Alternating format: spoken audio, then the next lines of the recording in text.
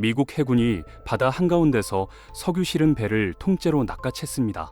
이란 석유를 싣고 베네수엘라 앞바다를 지나가던 배였는데 미국이 그냥 가로챈 거예요. 국제 규칙? 그런 거 안 따집니다. 며칠 뒤에는 미국 최첨단 전투기인 F-22가 베네수엘라 하늘 바로 코앞까지 날아와서 정찰했고요. 트럼프는 대놓고 CIA가 베네수엘라에서 작전 중이라고 말했습니다. 이게 지금 2025년 12월에 실제로 벌어지고 있는 일이에요. 그런데 이 모든 일의 중심에 노벨 평화상을 받은 여성 정치인이 있다는 거 아시나요? 평화상 수상자가 오히려 군사 충돌의 불씨가 되고 있는 아이러니한 상황입니다. 오늘은 베네수엘라를 둘러싼 미국의 노골적인 개입과 그 뒤에 숨겨진 진짜 이유를 파헤쳐 보겠습니다. 우선 왜 미국이 베네수엘라한테 이렇게 집착하는지부터 알아야 합니다. 베네수엘라는 세계 최대 석유 매장량을 가진 나라예요. 사우디아라비아보다 많습니다. 그런데 이 엄청난 석유를 미국이 손에 넣을 수 없는 상황이거든요. 왜냐하면 베네수엘라 정부가 반미 정권이기 때문이죠. 1999년으로 거슬러 올라가 봅시다. 우고 차베스라는 인물이 대통령에 당선됐어요. 이 사람은 처음부터 미국에 맞서는 걸 정치 노선으로 삼았습니다. 석유 수익을 가난한 국민들한테 나눠주는 정책을 폈고 쿠바나 중국 같은 반미 국가들과 가까워졌죠. 미국 입장에서는 자기네 뒷마당인 중남미에 이런 정권이 들어선 게 큰 위협이었어요. 차베스가 2013년에 사망하고 니콜라스 마두로가 뒤를 이어받았습니다.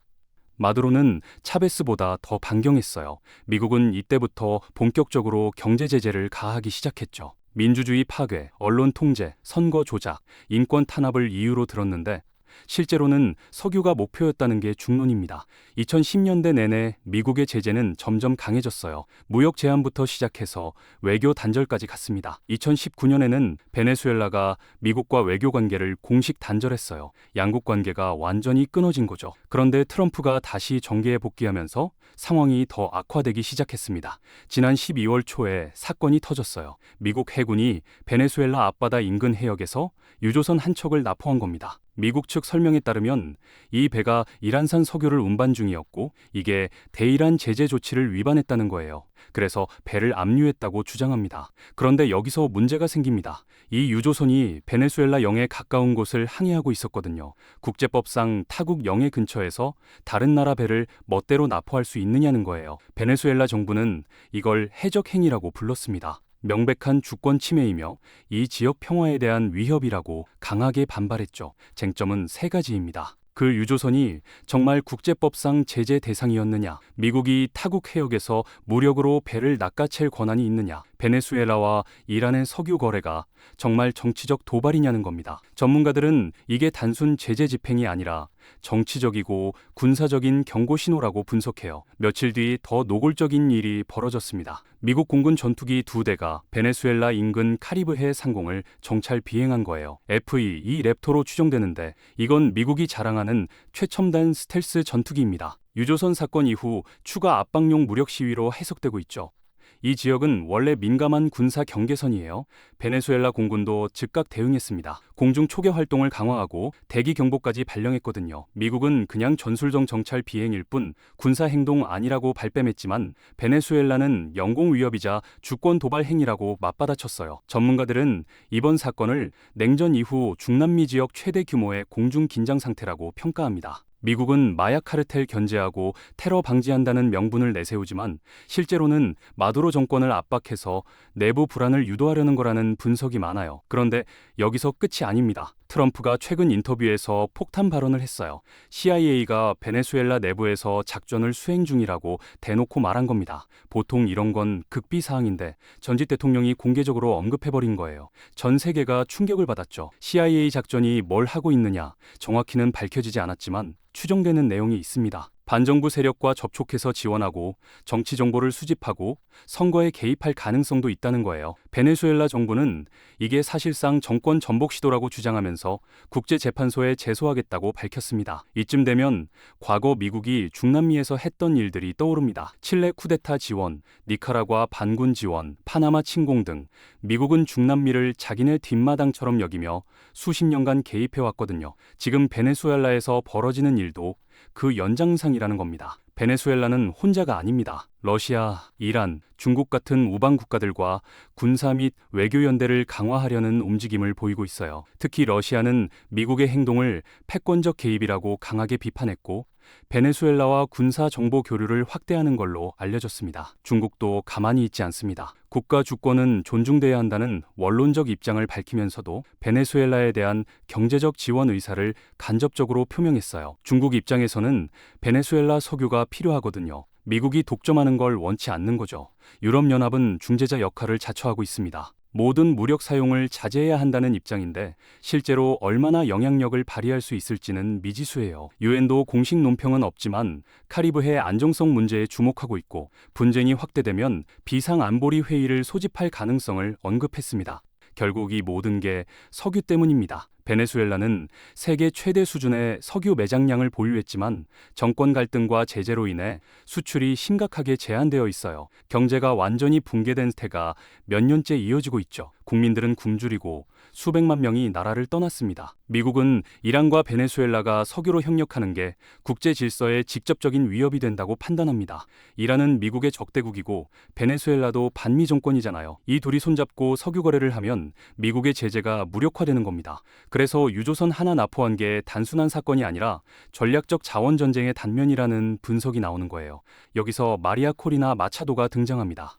노벨 평화상을 받은 베네수엘라 민주화 운동가죠. 마차도는 1년 가까이 베네수엘라 어딘가에 숨어 지냈어요. 마두로 정권의 추적을 피해서요. 그런데 12월 노벨 평화상 시상식에 깜짝 등장한 겁니다. 탈출 과정이 정말 영화 같았다고 합니다. 밥알 쓰고 변장한 채로 10곳이 넘는 검문소를 통과했어요. 어촌 마을에서 나무배를 타고 퀴라소라는 섬나라로 갔고, 도중에 척추 골절상까지 입었습니다. 퀴라소에서는 전용기를 타고 미국 메인주를 거쳐 노르웨이로 향했죠. 이 모든 작전을 누가 도왔을까요? 미국입니다. 마차도가 탈출할 때 미국 F-18 전투기가 인근 해역 상공을 근접 비행했어요. 우연이 아니라 호의를 선 거죠. 전용기도 미국 마이애미 기반의 조력자가 제공했고요. 레스큐 파운데이션이라는 NGO가 탈출을 도왔는데 이 단체도 미국과 깊은 관계가 있습니다. 마차도 본인도 미국 정부로부터 지원받았다고 인정했어요. 보안상 자세한 내용은 말 못한다고 했지만요. 수상 직후 트럼프한테 감사하다는 말을 공개적으로 했고 트럼프와 통화도 했다고 밝혔습니다. 이쯤 되면 마차도의 노벨상 수상 뒤에 트럼프가 있다는 게 명확해 보입니다. 트럼프는 왜 마차도를 도왔을까요? 트럼프는 노벨 평화상에 집착하는 걸로 유명하거든요. 오바마가 받았던 그 상을 자기도 받고 싶어 했어요. 여러 번 후보에 올랐지만 번번이 실패했죠. 올해도 기대했는데 마차도가 받았습니다. 그런데 트럼프는 화내지 않았어요. 오히려 기뻐한 것처럼 보입니다. 왜냐하면 마차도가 받는 게 자기한테 더 이득이거든요. 트럼프가 직접 받으면 국제사회에 엄청난 비판을 받을 텐데 마차도가 받으면 간접적으로 영광을 누릴 수 있어요. 마차도를 도운 사람이 자기라는 걸 다들 아니까요. 더 중요한 건 마차도가 트럼프한테 정치적 무기라는 점입니다. 마두로의 정치적 대척점에 있는 인물이 노벨 평화상을 받으면 어떻게 될까요? 국제사회에서 정당성을 인정받게 되죠. 마두로는 독재자고 마차도는 민주주의 투사라는 이미지가 확고해집니다. 트럼프가 마두로 정권을 무너뜨리려고 할 때 명분이 생기는 겁니다. 노벨 평화상 받은 민주화 운동가를 도와서 독재자를 축출한다는 명분이요. 마약이나 테러보다 훨씬 그럴듯하잖아요. 인권과 민주주의를 위한 싸움이라고 포장할 수 있으니까요. 베네수엘라는 석유만 많은 게 아니라 전략적 위치도 중요합니다. 중남미의 북쪽 끝에 있어서 카리브해를 통제할 수 있거든요. 미국 입장에서는 이 지역에 친미 정권을 세우는 게 중요해요. 중국이나 러시아의 영향력을 차단할 수 있으니까요. 최근 몇 년 사이 중남미 국가들이 중국과 가까워지는 경향이 있어요. 중국이 경제적으로 지원하면서 영향력을 키우고 있거든요. 미국으로서는 큰 위협이죠. 베네수엘라에서 마두로를 축출하고 친미 정권을 세우면 다른 중남미 국가들한테 경고 메시지가 됩니다. 하지만 마차도의 노벨 평화상 수상은 논란이 많습니다.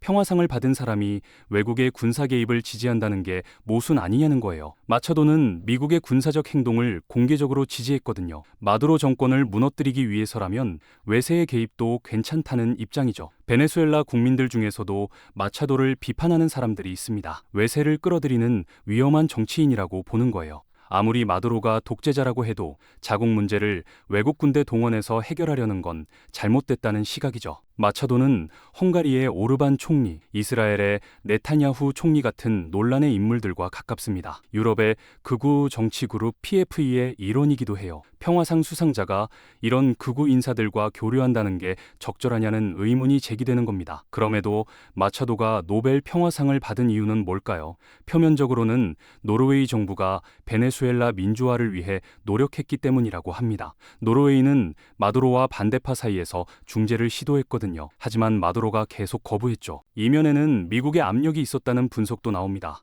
트럼프를 직접 수상자로 만들기는 부담스러웠을 거예요. 국제사회의 비판이 엄청날 테니까요. 그래서 트럼프의 동맹인 마차도에게 상을 줌으로써 트럼프한테 간접적으로 좋은 이미지를 준다는 계산이죠. 노벨 평화상 자체가 정치적이라는 건 많은 전문가들이 인정합니다. 순수하게 평화에 기여한 사람을 뽑는 게 아니라 정치적 메시지를 담아서 수상자를 선정한다는 거예요. 과거에도 논란 많았거든요. 자, 앞으로 어떻게 될까요? 마두로가 정말 물러날까요? 미국의 압박이 거세지고 있는 건 사실입니다.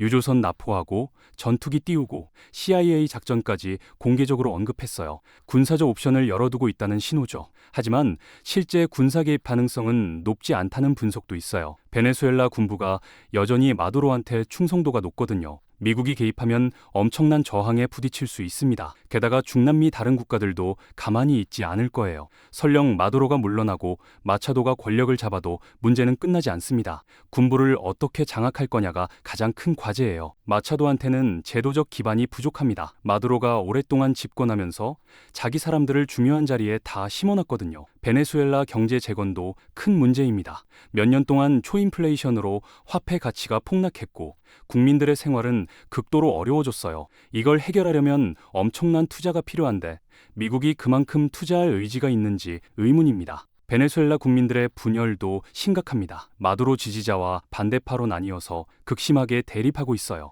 마차도가 권력을 잡으면 마두로 지지자들이 가만히 있을까요? 내전으로 번질 가능성도 배제할 수 없습니다. 국제사회의 시각도 분열되어 있어요. 미국과 유럽은 마차도를 지지하지만 러시아와 중국은 마두로를 지지하고 있거든요. 베네수엘라가 냉전 시대처럼 강대국들의 대리전 무대가 될 수도 있는 겁니다. 중남미 국가들의 반응도 중요합니다. 일부 국가는 미국의 개입을 비판하고 있어요. 자주권을 침해하는 행위라고 보는 거죠. 베네수엘라 문제가 중남미 전체의 불안정 요인이 될 수 있습니다. 결국 마차도의 노벨 평화상 수상이 정말 평화를 가져올 수 있을지는 미지수입니다. 오히려 단기적으로는 갈등을 증폭시킬 가능성이 더 크죠. 트럼프는 자기 목적을 위해 마차도를 이용하고 있고 마차도는 권력을 잡기 위해 트럼프를 이용하고 있습니다. 이 게임에서 가장 큰 피해를 보는 건 베네수엘라 국민들입니다. 정치적 혼란 속에서 경제는 더 악화되고 삶은 더 힘들어질 거예요. 평화상이라는 이름이 무색하게도 말이죠. 노벨 평화상이 과연 평화를 위한 상인지 아니면 강대국의 정치적 도구인지 다시 한번 생각해 볼 문제입니다. 마차도의 수상이 진정한 평화의 시작인지 아니면 또 다른 갈등의 시작인지는 시간이 지나봐야 알 수 있을 겁니다. 오늘 영상이 유익하셨다면 좋아요와 구독 부탁드립니다. 더욱 유익한 영상으로 찾아오겠습니다.